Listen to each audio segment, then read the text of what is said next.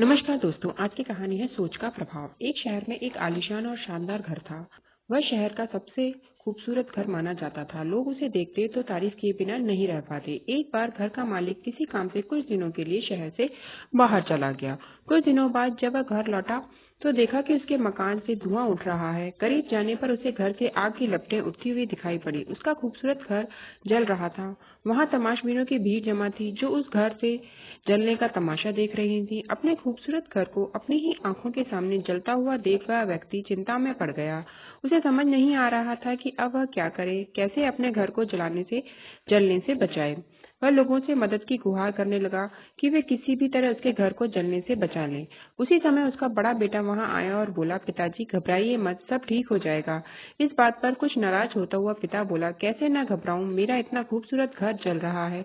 बेटे ने उत्तर दिया, पिताजी माफ कीजिएगा, एक बात मैं आपको अब तक बता नहीं पाया था। कुछ दिनों पहले मुझे इस घर के लिए एक बहुत बढ़िया खरीदार मिला था। उसने मेरे सामने मकान की कीमत 3 गुनी रकम का प्रस्ताव रखा।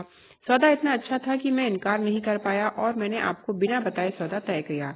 यह सुनकर पिता की जान में जान आई। उसने राहत की सांस ली और आराम से यूं खड़ा हो गया जैसे सब कुछ ठीक हो गया हो। अब वह भी अन्य लोगों की तरह तमाशबीन बनकर उस घर को जलते हुए देखने लगा।